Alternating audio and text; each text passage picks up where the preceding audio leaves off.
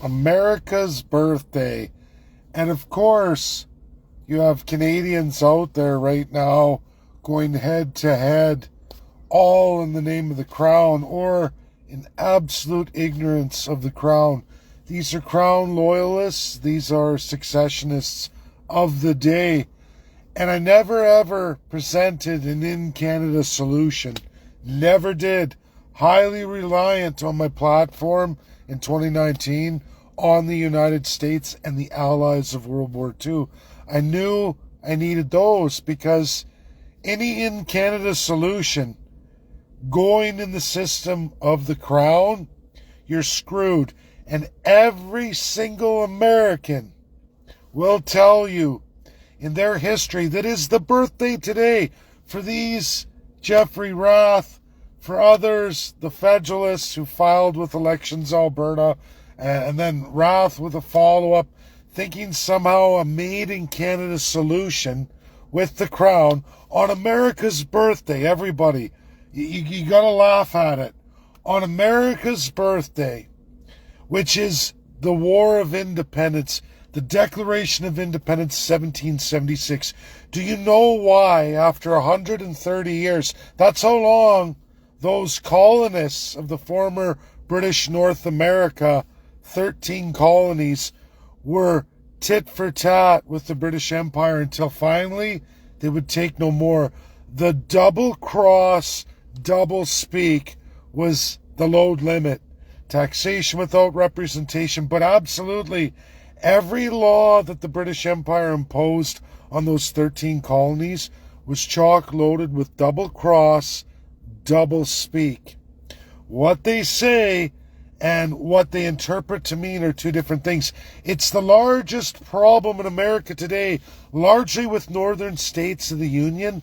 Northern states that are compromised by who? Canada and Canadians. Yes, New York. Yes, we can go over to California. Not only the lingering Spanish, but all of that it takes from Canada. And it takes a lot. Just look at Alberta's trade relationship. Look at Quebec's trade relationship. Look at all of these unconstitutional principles California's doing with Canada against its union, its union in the United States, its constitutional understanding with its own country, the United States of America, and fellow 51st staters. These aren't the only states. They're just two very big, powerful Democrat states. But folks, on this birthday, these folks are registering with Elections Canada tit for tat, and they think either way that somehow it's going to make Canada better. I give you one slide that is absolutely the reality of what will happen to Alberta. One of the best outcomes in Canada. Because if I do Quebec, you should see the map of what Quebec would be. 4%.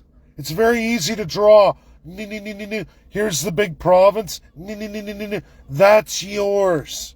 That's yours in Quebec succession. People go, huh? What do you mean? I give you, in the link of this title, I give you that first pictorial understanding, a visual legal representation of where Jeffrey Rath, in Canada, in Alberta succession, is moving you towards. What happens with the United States legally, its treaty with the UK? What happens when the UK and USA have to split up Alberta?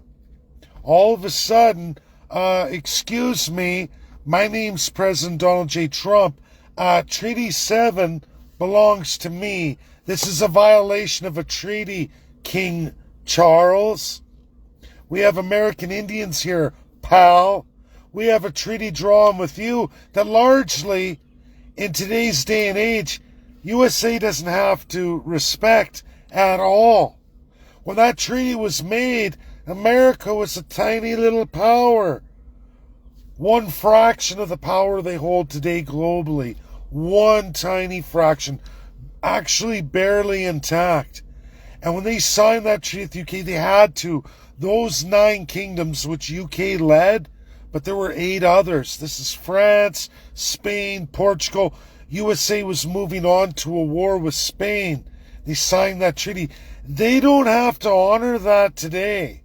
USA can say, fuck you, Canada, and fuck you, UK. Now, USA isn't prepared to do that right now. Donald J. Trump has highlighted that for Canada in all of these negotiations that Canada still hasn't made monumental changes on, not even remotely close. We got 5 days from today's celebration birthday, and you've got Alberta secessionists, Crown loyalists, running one trying to do a constitutional challenge in Alberta's Referendum Act that's chock-loaded with all the language that takes you to what? The Constitution of Alberta, where Alberta's legality comes from. You dullards, and these are lawyers, these are pathetic lawyers, Wrath, I'm sorry, pathetic lawyer. The lawyer that met me last night, a pathetic lawyer, they were trying to browbeat me right here in Ontario. And I see now today why. I see why these people reached out to me today. It's all coming together, and the blowout we had last night in Bowmanville rather publicly. But it was funny because I crushed it all. And I should go back and I should tag my good friend Dr. Richard Albert, who, along with a number of Americans, just several months ago, just after the Christmas break, put me in a 1-month course, high-end American academic training session, teaching me all the things I needed to know, a pile I don't know, and the Americans weren't giving it to me. They gave me hints. My good friend Richard gave me hints that I published for all of you back in January, published all of that. I went through not only the BNA Act, where we thought that, hey, how come premiers aren't codified in the Constitution or even in the Executive Powers Act, the Constitution of Alberta, just Alberta, but all of the provinces have this. Every amendment of the Canadian Constitution, every single one, has an Executive Powers Act known as the Province's Name Act of its inception date. Alberta's is 1905 with Saskatchewan's. I give you that link in this title. I give you Daniel Smith's legislation. I give you Part 7, Division 7, that goes into the power of Lieutenant Governor Salma Lakhani, who is appointed and sworn to Governor General of Canada, who's appointed and sworn to by Prime Minister, who's uncodified in Canada, just like Premier. Where do those titles come from? Well, the Americans gave me hints.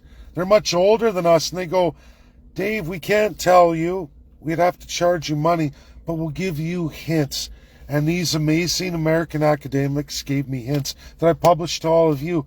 I go back through the BNA Act. It's not there, but I go back in the BNA Act before that, and I find it in France, New France legislation adopted after the British 7-Year War, and then it became British North America. I get all of those titles out of that, created right here in North America, but in Canada and British North America, years after US had already broken free.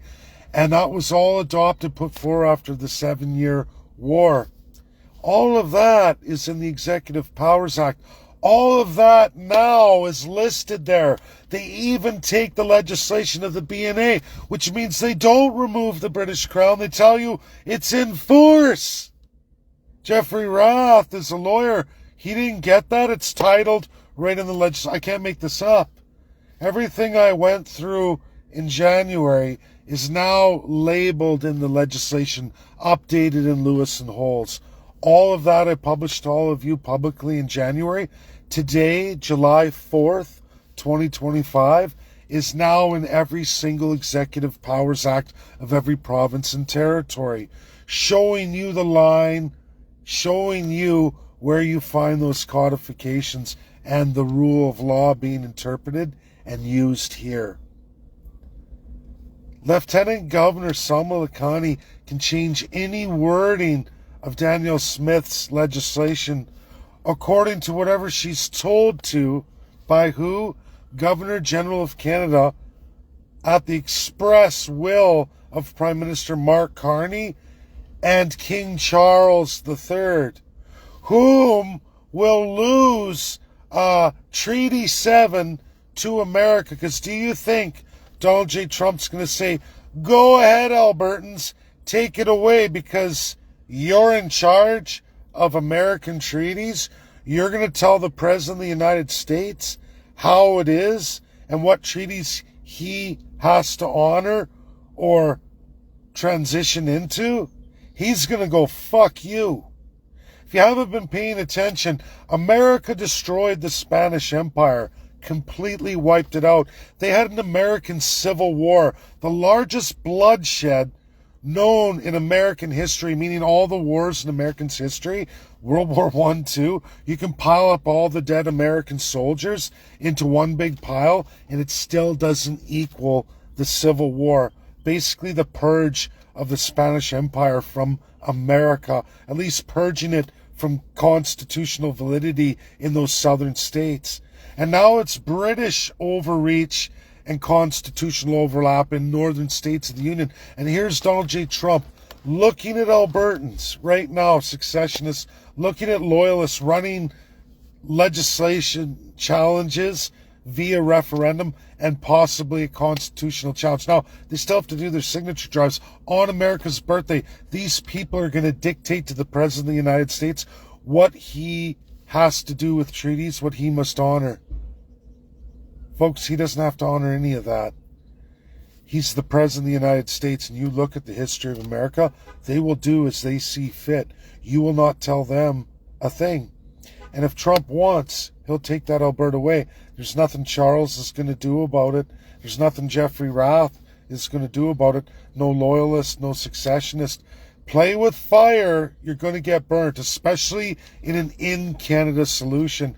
There's a reason why I do all of Canada, the 51st state. If you still haven't looked at that treaty line, rulers using rulers to draw lines.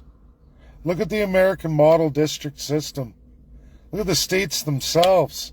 Now, some you could say, hey, that's a square. Go look at it internally, federally, statewide. There is no straight edges there. The lines are like this. The district models, many, many district models. And you know what? In those treaties, they can carve Treaty 7 right out of Alberta. Not just Alberta. They can take chunks of BC. They can take big swaths of Saskatchewan, multiple treaties. They can take numbered treaties. They can do a heck of a lot. Folks, that's my video. Share, share, share. Get it out there to those who just don't understand. God bless. Bye now. Happy 4th of July, American independence. Bye now.